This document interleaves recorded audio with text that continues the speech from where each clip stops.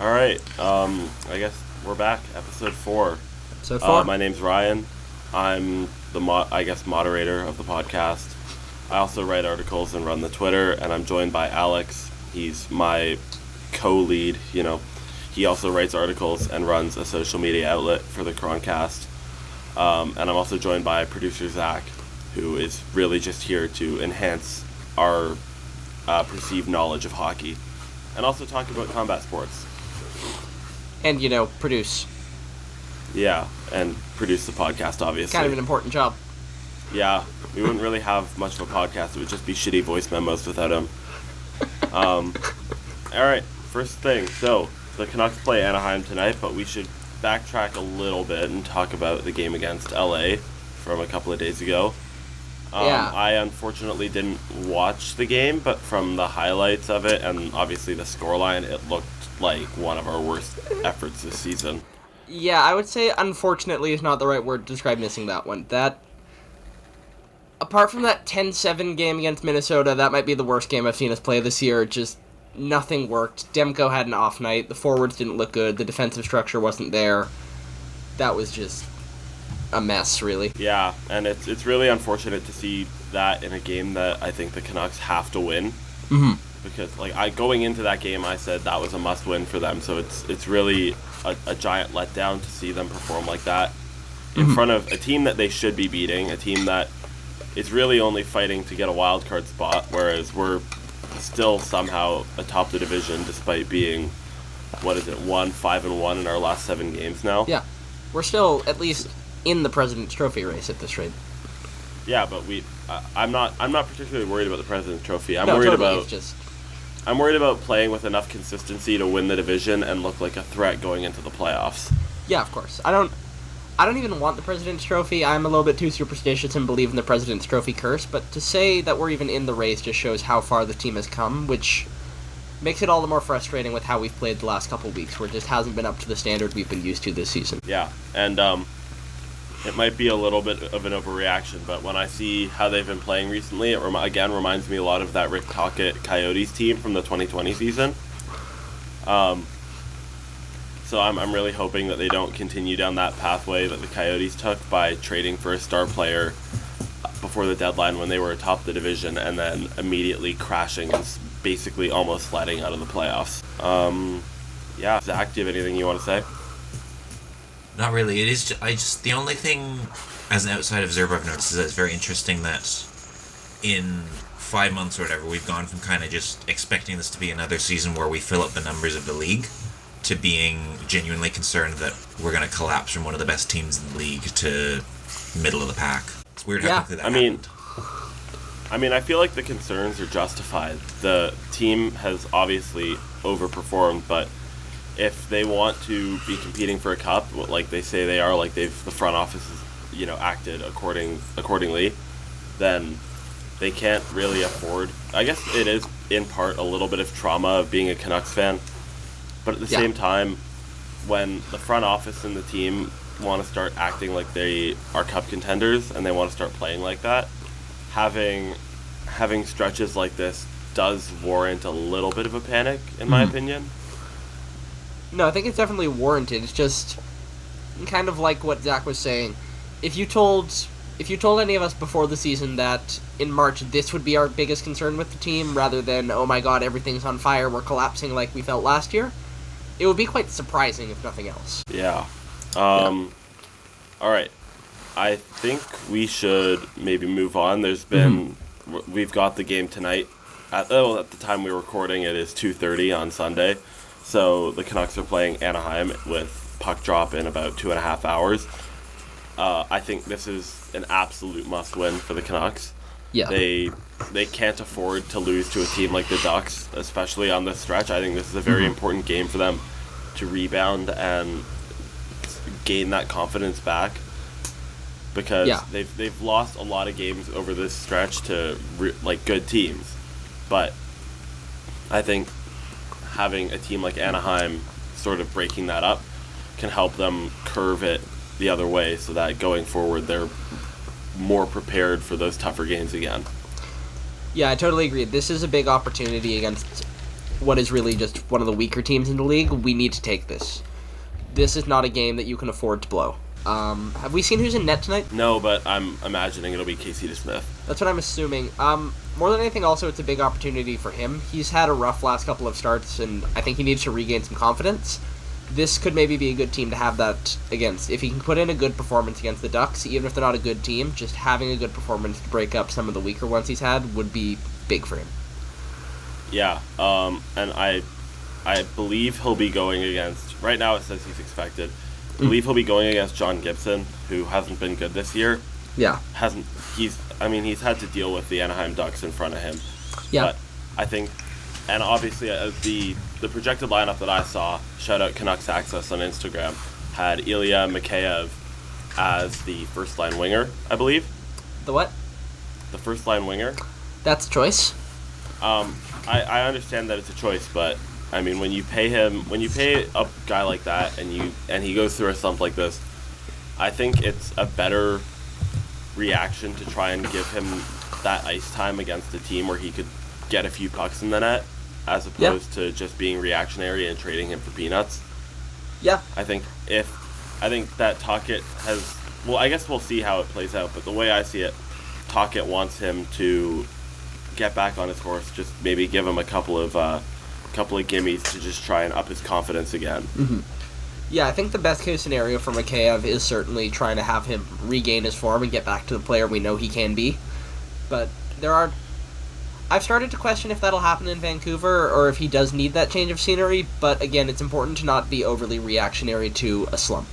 It'll happen to everyone. It's been a long slump, but I do think if you can get Mikheyev back up and running, he can be a really valuable piece to this forward. Yeah, I completely agree with that. That being said, the forward core now, obviously recently with this slump, hasn't been producing the way we want them to. So heading into the deadline, Canucks appear to be still in on Gensel. Mm-hmm. A few other names in there, but what do you guys foresee the trade deadline bringing for the Canucks? Yeah, Gensel is one where I certainly have my concerns about moving for him, just based on, one, what you would have to give up to get him out of Pittsburgh, and what a new contract for him would look like, and already what seems to be a tough offseason cap-wise for us. I might be looking at a guy like, bring back an old friend, Tyler Toffoli. If the Devils are willing to move him, I think he could be a really good forward piece. He would certainly cost a lot, but it would be less than Gensel. And if rumors are to be believed about his last stint as a Canuck, he wanted his agent to get a contract done in Vancouver, but it didn't happen under the Benning administration. I wonder if the new front office would be able to try to push harder to get Toffoli locked up long term. Another piece I like, more of a depth guy, would be someone like Brandon Duhaime from the Wild. Just nail gun fourth line player. Yeah. I also like the possibility of Jordan Greenway. I know he can bring both a little bit of grit and a little bit of scoring, sort of a middle six guy. Yeah. I think adding a piece like him fits the Canucks bill a lot better, because he can be a top six guy if you need him to be, just maybe like a second line winger. Mm-hmm. Or he could also be a third line, fourth line guy who just provides a little bit of extra spark.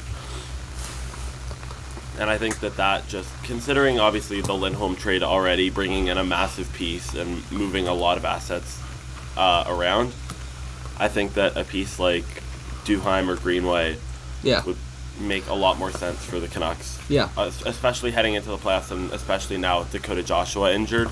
I think adding a little bit of that grit it has never hurt a serious cup contender. Yeah, and then one more name I want to mention. I've seen Blue Jackets forward Alex Texier's name mentioned in some rumors before. I wonder if he could be a guy who you kind of get as a reclamation project. Like, he showed some promise early in his career, but a mix of some injuries and some personal issues took him away from the game for a while, and he hasn't been able to regain that form in Columbus. Mm-hmm. I wonder if getting him on what would likely be not too expensive of a deal could help provide some spark for your depth right now and maybe give you a little bit more upside going forward. He's still only 24, so there is potential for him to find more than he's currently got going. Yeah, I mean, that depends on what the Canucks are prepared to do with him. I think that when it comes to reclamation projects, I don't think the Canucks are in a position to be doing that with players. I think that's something that you do when you're a rebuilding team. So you don't have that much like star power. You have a lot of open ice time up for grabs. I feel like that's the kind of scenario where you'd want to take in a guy like Texier and try and rebuild him, maybe under some new coaching. Yeah, the thing with Texier, though... Go ahead. Yeah. I just don't think that I don't think that having reclamation projects happening within the team while they're actively trying to compete for a cup makes any sense. Yeah, the one thing with Texier, though, is I do think if you put him into the lineup now, he can still bring value as a depth forward. Like, he's not just... My idea would be bring him in and he can be a depth forward now, and you can hopefully work with him a little bit more and get more out of him in the future. Like, it's not just a pure, we're getting him and we're giving him top minutes right away to try to get something out of him.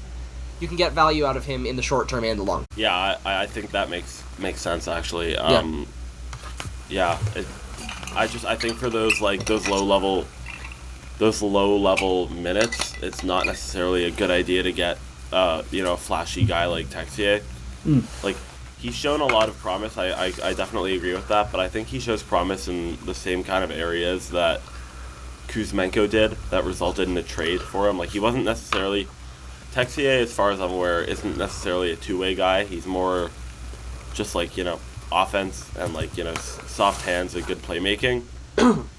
So I'm not sure he would fit the bill for what I would consider a fourth liner on a cup contender. Okay. So I think that's all I have to say about the trade deadline. Does anyone else have anything that they want to chip in? Not too much about trades, but I will say I wonder if more help could be coming to the forward core in the way of someone like Vasily Podkolzin being called up now. We haven't seen him play under Rick Tocchet yet. Obviously, the most recent stint he had as a Vancouver Canuck did not go particularly well under Bruce Boudreau, but I do think under Rick Tocchet he could really be a good piece to this forward core. Yeah, I like Pods a lot, especially with his size and his strength. I think he would be, if you can get him to be playing the way that he has been playing in the AHL at like a low level NHL level for this season, again, like bottom six, whatever, if he's comfortable with that, and obviously he's working a lot with coaches to help develop himself and become like a consistent NHL ready player. I really think that he could provide a lot of similar things to Dakota Joshua in terms of filling in for the grit. But at the same time, he's also he's got a lot of promise, and he's a very talented and skilled player. Yeah. And it's unproven how he will work under Tocchet, but I feel like if you look at the profile he brings to the player and what Tocchet asks of his players and a coach, this could be a really good fit. Even if he doesn't end up getting the top-end ability that we hope he can have, which I do still think he can, by the way, but just hypothetically, if Tocchet seems like he'd find a way to find a good depth role for Podkolzin, and I think there's still potential for him to be a really good NHL player. Absolutely, there's still potential for him to be a good NHL player. I think he could be a good NHL player as soon as the end of this season. Yeah. If his cards are played right and he's willing to put in the work when he gets to Vancouver. Yeah.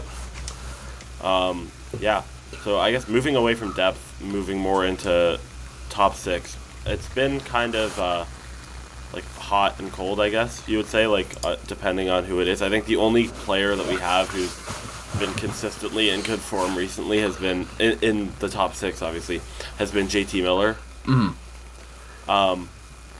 I think it's every year he seems to just surprise everybody with how well he plays and how much he continues to exceed expectations.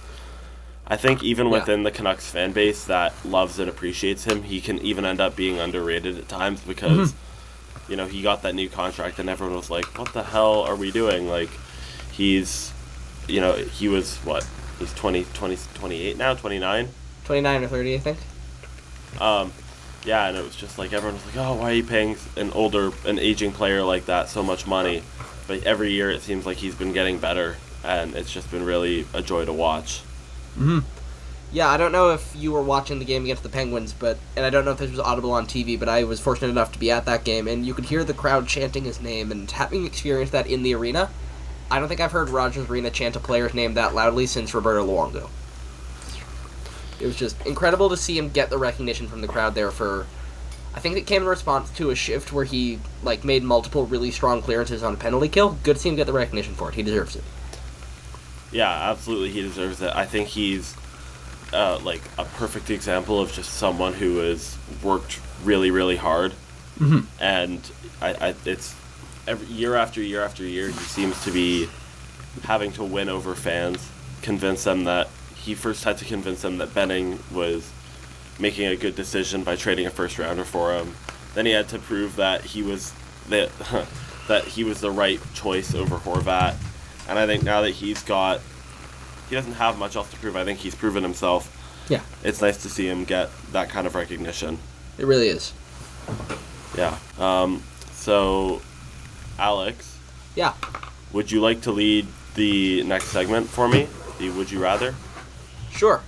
So recently, I'll just lead this off. My family were having a dinner recently. We were talking about different kind of scenarios as to who I would cheer for in certain games. So this got brought up saying, I was talking about hating the Calgary Flames effectively, and they said, yeah, but you cheer for them if they played Boston in the final, right? And I said, no, I would cheer for Boston to beat Calgary. The side eye I just got from Ryan was incredible. So I just want to ask you guys some kind of related questions to this, and go through would you rather on certain final scenarios for the NHL. Are you guys ready for this? Yes. Yes. Alright, we'll start with the one that sparked this whole discussion. If the Flames play the Bruins, who would you guys be cheering for? Well, thankfully the Flames aren't going to make the playoffs this year. Not this year, but could in the future. This one's really tough because it's just I think the Bruins are like one of them. The Bruins and the Leafs are among the most hated teams league-wide.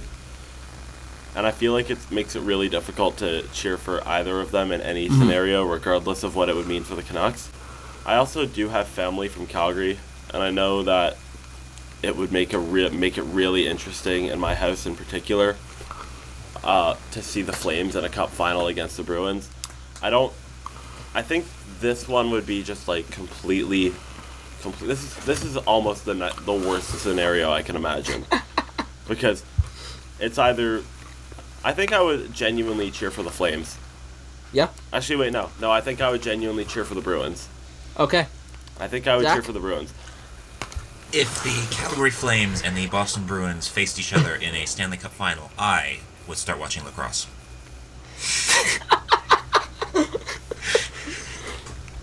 I'd probably consider joining you. Lacrosse isn't a bad sport, man. I played it for a couple of years. The NLL was a lot of fun when they had it in Scotiabank Arena. It used to be the ACC at the time.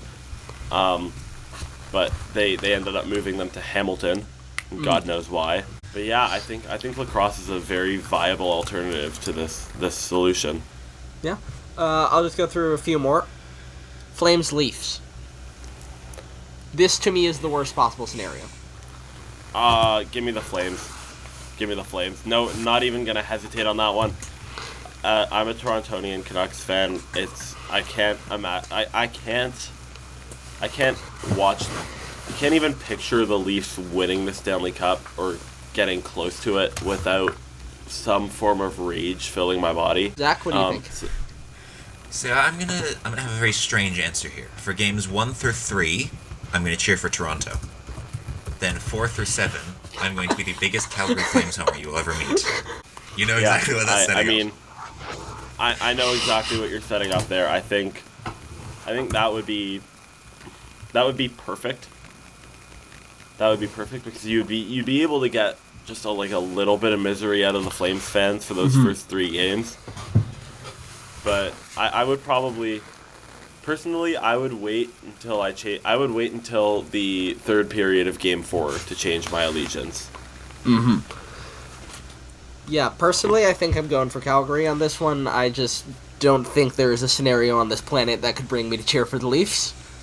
And then we'll just do one final one before we move on to our next segment.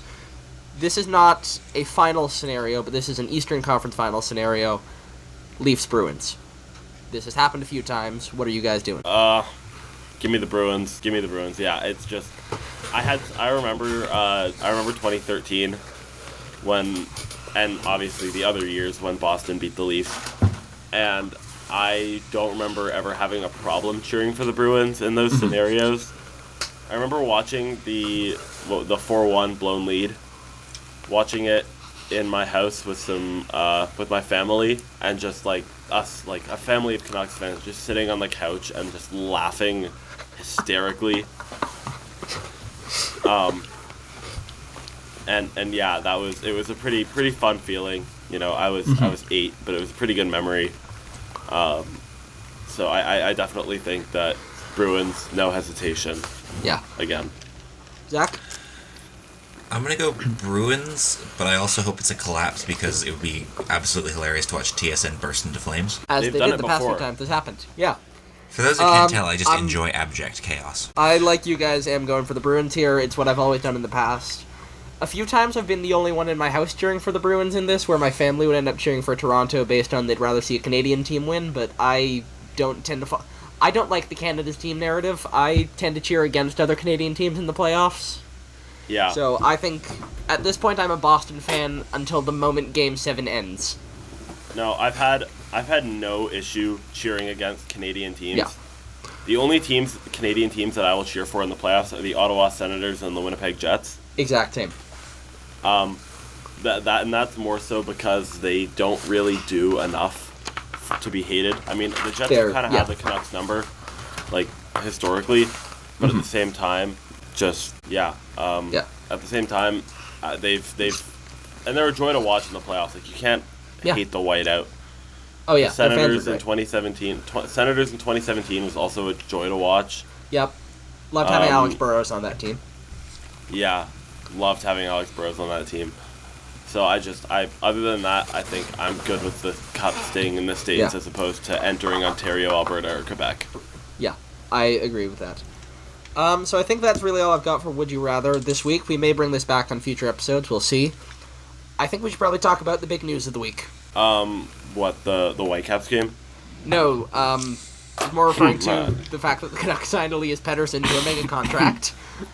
What do you mean? I thought the... Oh, no, I know what you're talking about. You're talking about the MLR season starting. Yes, of course, that's the most important thing that happened this season. This weekend. I'm losing my mind. Don't drink in podcasts, folks. Alright, let's get this back on track. Pettersson. Up the old glory. Yes, Elias Pettersson. Okay. The Canucks have signed Elias Pettersson to an 8-year, $11.6 million AAV contract. What do you guys think of the deal? I think it's good.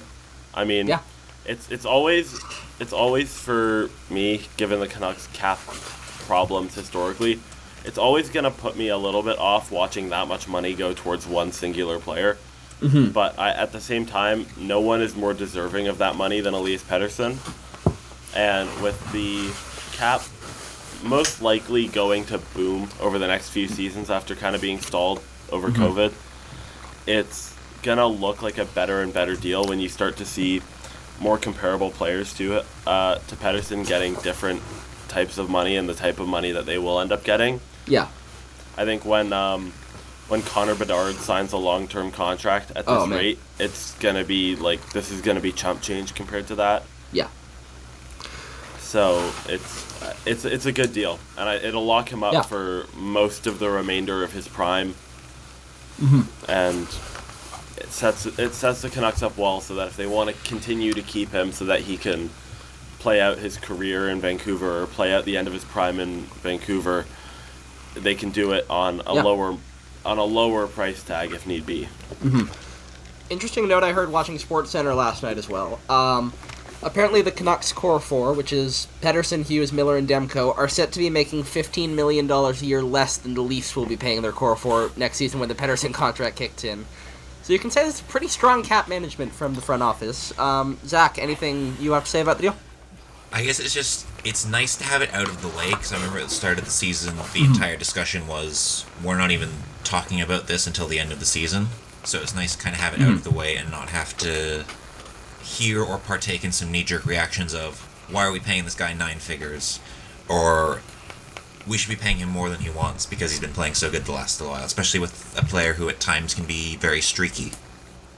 It's just nice to have it out of the way and know, okay, we're paying him this, we don't have to worry about him wanting more because of the last 5 games, or overpaying him from what the last 5 games have shown. I mean, I was never worried about the Canucks overpaying him because I knew that despite wanting to wait until the end of the season, I knew Pettersson wanted to stay.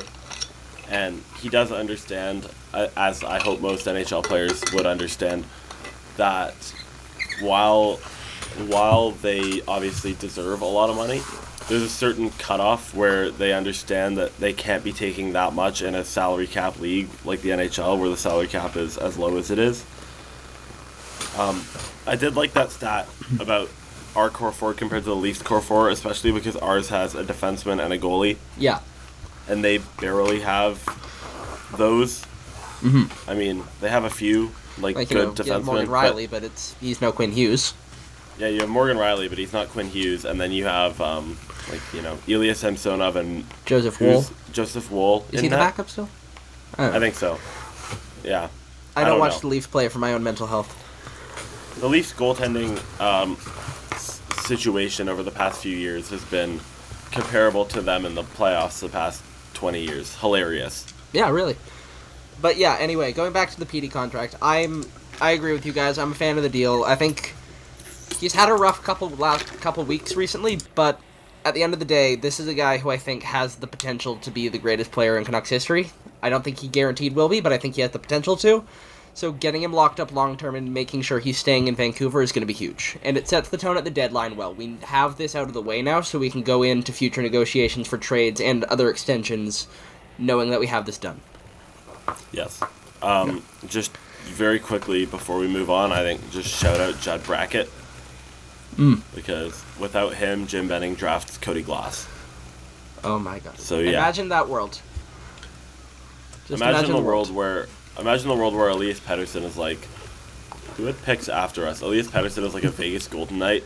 Oh, yeah, it would be the Golden Knights. They were picking sixth. I can't imagine that. So just He's shout in out Division Judd Brackett. 2. Yeah. Yeah. Okay. Do we have anything else Canucks-wise that we need to talk about now?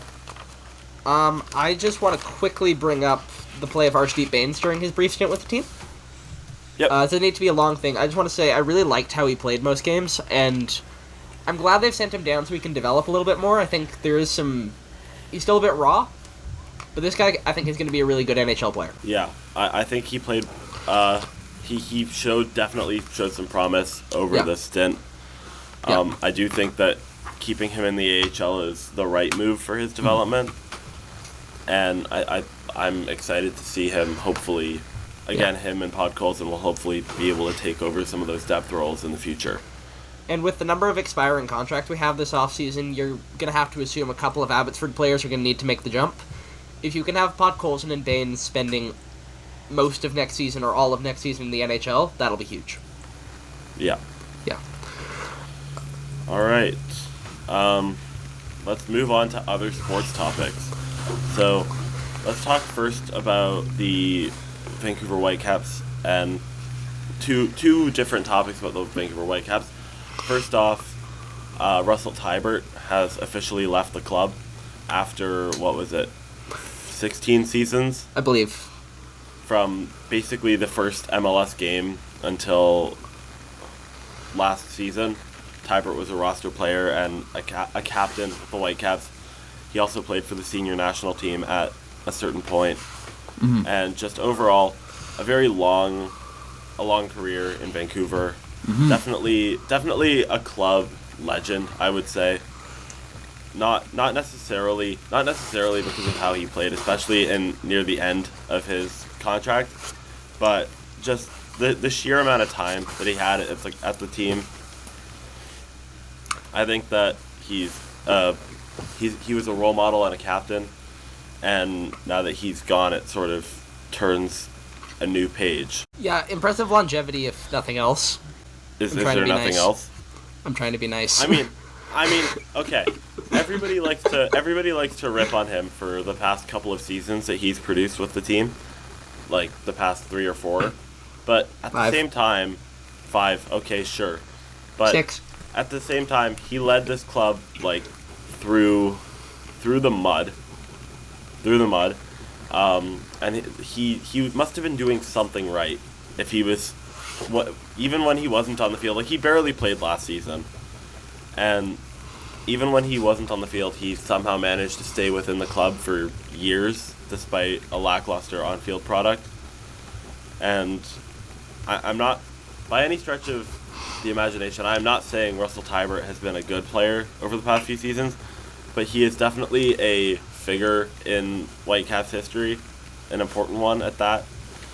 And I'm looking forward to 20 years down the line when he is the new Carl Valentine, making annual appearances at, weekly appearances at every Whitecaps supporter-related event. Gonna move us along to a game review so I don't get us cancelled. So our Whitecaps played their season opener last night at BC Place, ending in a 1-1 draw. Zach and I were in attendance. Zach, any thoughts on the match? Not too much. I guess I don't have the greatest eye for certain things, but I did notice that it didn't seem the attack was too ever-present, I guess, but maybe that's just brilliant game planning from Charlotte or something. Yeah, I thought the team looked pretty flat a lot of times. I think Yohei Takaoka was one of few bright spots. He made a really a lot of great saves on opportunities that a lot of times maybe shouldn't have arisen. But he was doing well. Our attack needed to support him better. And I will say the Russell Teibert effect lived on, as the moment we began chanting a tribute to him, Charlotte scored within 15 seconds. Yeah, I mean, the Teibert effect is definitely here to stay. That will never leave us. Yeah, I'm looking forward to the day that they decide to retire his number, and then lose 3-1. It'll be 6-2, 3-1 each half. Yeah, maybe potentially a goal in the 31st minute, to be exact. 31 minutes into each half. I don't know what else to say about that. Yeah. I think the Whitecaps played an okay game yesterday. Yeah. I mean, dropping points at home in the MLS when you want to be a competitive team is never good. Mm-hmm. But at the same time, this is a team that, first of all, didn't play last week. Yep. Whereas Charlotte did.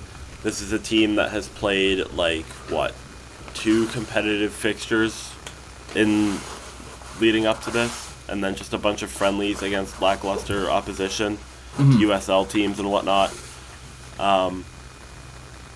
So I think they played all okay, considering that. I thought there were some really questionable selection choices. Yep. Alessandro Schopp playing right wing back, despite being one of the slower guys on the team, whether or not he's producing well. You could have stopped that sentence at Alessandro Schopp playing, but I agree. Yeah. I think D'Agostino and Vanni will probably continue to toy with things like that for the first few games of the season. Yep. Until they can find something comfortable, especially with Adekugbe being hurt. Yeah. So it'll be interesting to see how they prepare for who are they playing in their next game and when. We should have researched that, shouldn't we? We should have. Yeah. While Zach looks that up, I just want to mention new player Fafa Pico had a really good game when he came off the bench. He brought a lot of energy, and I'd like to see them keep using him as a super sub. I really like the energy he can bring, and I think he'll be really good against tired defenders. Our next game is the San Jose Earthquakes away, a game that lives in infamy amongst Vancouver Whitecaps supporters like myself and Alex. For many who don't know, assuming everyone on this podcast who's listening doesn't know, the last season a group of traveling supporters with Vancouver Albion, which including is friend of the show, Mayan Zilberstein. Yes. Which is a youth supporters group, a supporters group for children, was threatened with violence and had flags and whatnot stolen from them at the away game in San Jose. So it will be interesting to see. I do not think that will be another away day, but playing in San Jose or playing against San Jose is always just kind of funny to me now because their fans stole from children. The same children did also say that most of the fans were very nice to them. This was just a select group, but that select group is quite problematic. Oh yeah, no. Yes. It's still an entertaining story. I just wanted to make sure we mentioned that part. Is there anything else we can say along the lines of MLS? Not really. TFC won today, which is bad. That's a shame. Other than that, yeah. Should we talk about baseball quickly? Yes, we should. The Toronto Blue Jays, amongst other teams, have started their spring training campaigns, and the Jays are looking like they are going to be a hot mess. And I am not saying that because of spring training, because these are stupid games and nothing that actually happens in them matters. I'm saying that because Ross Atkins has done about as much to improve the Toronto Blue Jays as I have done to improve the New York Yankees. And just for context, I do not work for the New York Yankees. Neither do I. The Jays went into this offseason with a lot of expectations, seriously expected to improve off of an already very, very, very stacked roster that still managed to disappoint last season. And they followed it up by signing power hitter Daniel Vogelbach, amongst others. So yeah, spring training is off, and it's looking like the Blue Jays are going to be a massive disappointment yet again. Yeah. I'm not a Blue Jays fan. I am a Yankees fan. Pause for disappointment. Anyway, I don't really know what to expect from the Yankees this year. So much just seems to be still up in the air right now. I could see us being contenders. I could see us missing the playoffs again. I could see anything in between. So, yeah, not really much to talk about there in addition, apart from I don't know what's happening. We should also talk about the players' pants. Or lack thereof. Yes, we should. Yes. So the MLB is, I believe, is it Nike and Fanatics? Because I see the Nike swoosh on the jerseys. But I know Fanatics is manufacturing them. Yeah, it's Nike designed, Fanatics manufactured uniforms. Which is, for anybody here who has ever worn a Fanatics jersey in any context, the NHL ones that they make as fan replicas are about, if you are lucky enough to find one that does not have any defects on it, which is almost impossible, they are good for taking naps in and eating wings in, because you don't care if they get dirty. They're really soft, and they tear if you do anything remotely athletically challenging in them. Yeah. And they made they're now making the MLB uniforms, and the pants are so thin that you can very distinctly see the player's underwear and jersey tucked through them. Yeah, and I'd just like to point out quickly, most of the pictures we've seen of players wearing these have been in like a studio setting or something where you can assume it's indoors and air conditioned. Imagine an August day in Kansas City. Not much is getting left to the imagination by these pants. So, players have been complaining, but Fanatics are still acting defensively about this. And this, as an NHL fan, concerns me, because, as some of you may be aware, next year Fanatics will be taking over as the NHL's primary jersey manufacturer from Adidas. So this may go horribly wrong. I think that was anticipated going into when that was announced that Fanatics would be making them. I think it genuinely amazes me how in 2024 a company with such high price tags and such low quality continues to win manufacturing deals from massive sports teams and leagues around the Big Four. And to be completely honest, if I walk into Rogers Arena and the only jersey I can buy very distinctly shows the outlines of my chest and my, the shirt that I'm wearing below it, I will probably start exclusively buying soccer jerseys. Yeah, I first heard that Fanatics was taking over for the NHL, I was a little bit optimistic at first in that I thought that they would, as the primary manufacturer for the league, step it up a little bit from what we've seen in the past. But having now seen what they're doing in MLB, that they're not stepping it up at all, I am very concerned for what the future has to hold for both leagues. Yeah, I'm very much looking forward to buying the jerseys of my favorite players, Elias, Pettersson, Quinn Hugh. Yeah, Brock Beezer, Thatcher Deckmo. Yeah, I was literally about to say that. JT Milner. Ilya Michael. It's just... and, obviously the the biggest talents around the league are also going to be Sidney very Crosby. excited to, Connor David Berard, McConnor. David Pasternak. I think you know where this is going. I think everybody knows what to expect next season from Fanatics making NHL jerseys. It's not going to go well.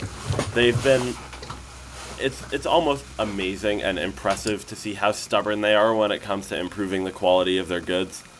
Because if every other large sportswear company that had a manufacturing deal with any league at any point was able to make tolerable jerseys, you would think Fanatics could do the same, but they would rather not. Not to mention, they're probably going to end up being more expensive than the Adidas ones are, or the Reebok ones were. I believe Reebok sold them for like $140 for a blank replica NHL jersey, retail. And then it went up to $200 under Adidas, and it'll probably go up even higher under Fanatics. And if not more expensive, then probably the status quo for a worse quality jersey. Yeah. Yeah. This is why we thrift, folks. I have one kind of just random final question. How long do you think it takes in the MLB until somebody splits a pair of pants running to first base? I hope it's Vladdy. Opening day, and it's going to be Dan Vogelbach. And it's going to be amazing. Robbie Ray, too, because he wears the tight pants. Everyone's going to be wearing the tight pants this year. You're going to be able to see the veins on their calves. You're going to be able to see the veins on their calves this year, just like bursting through them. It's just...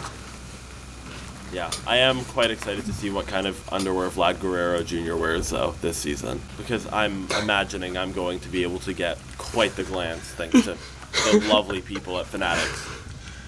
We're just going to pretend you didn't say that. All right, let's get to the Zach Mason Combat Corner. Let me open up my notebook.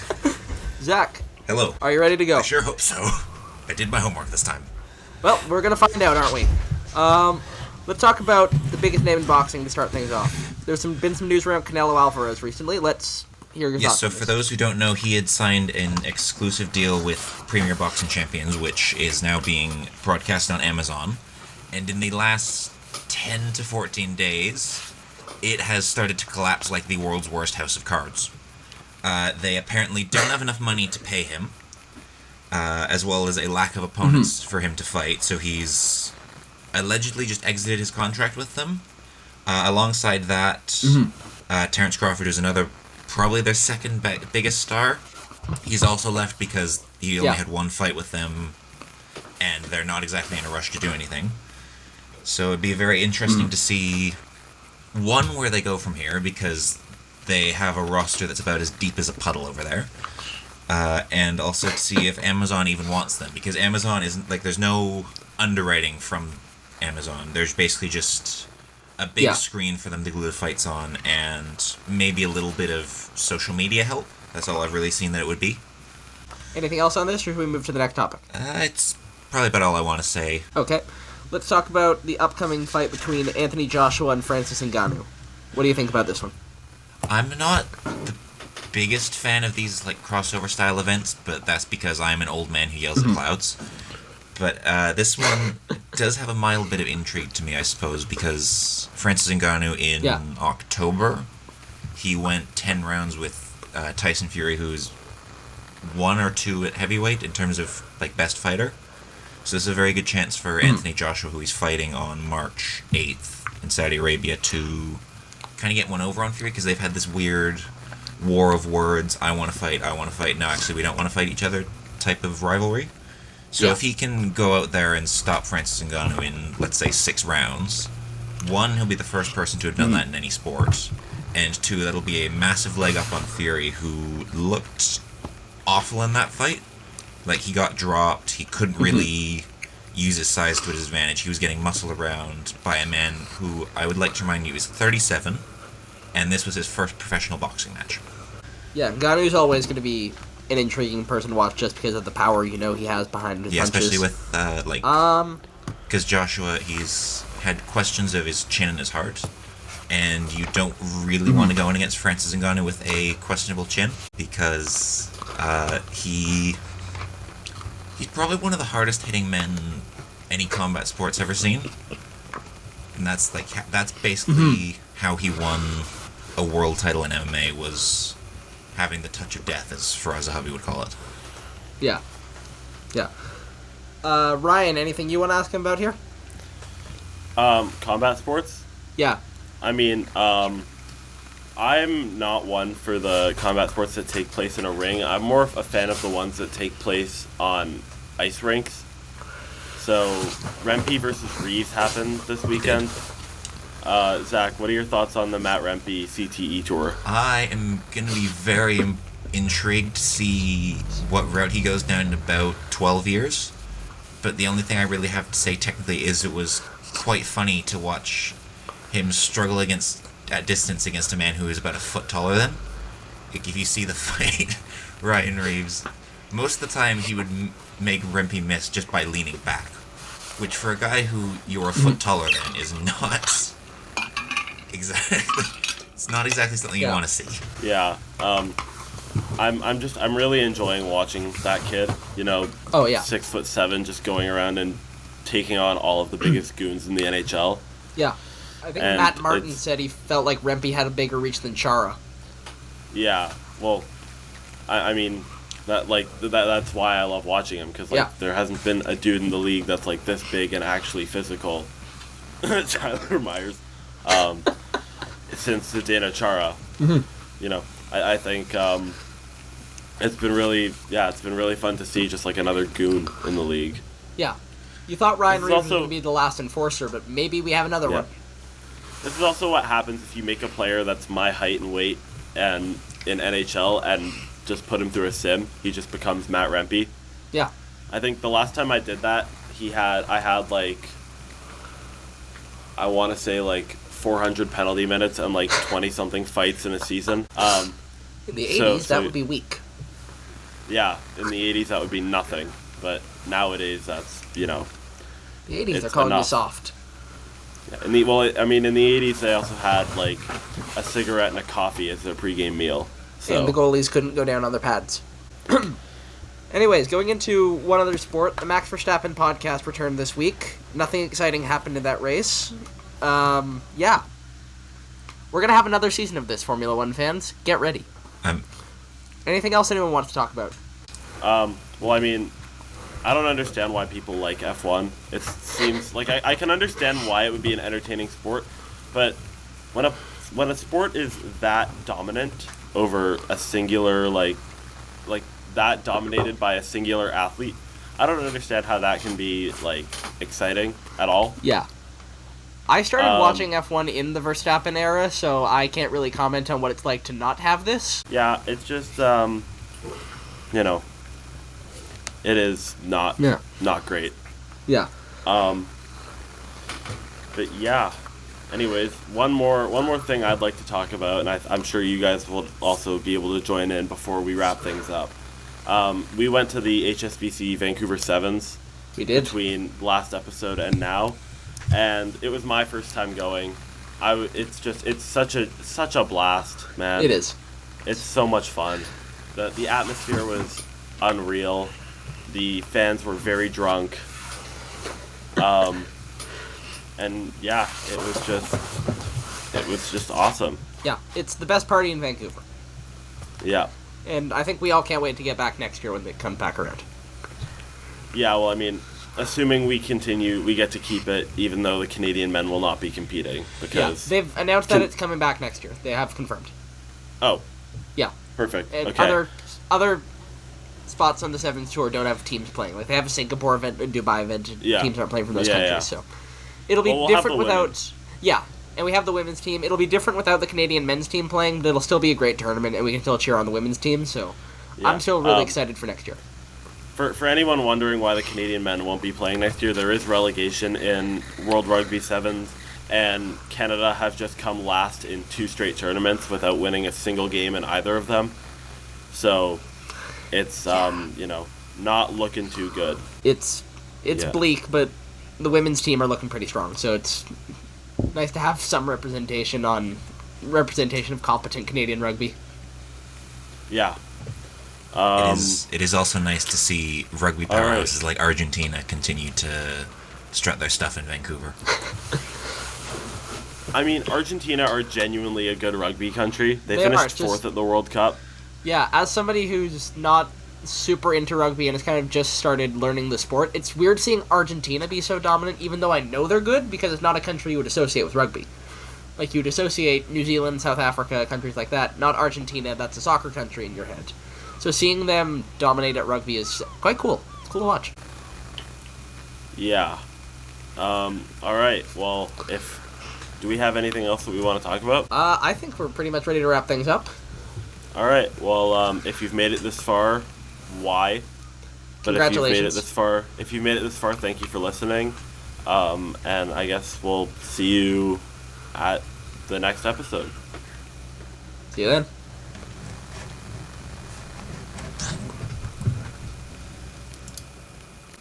Zach, this is your cue to stop.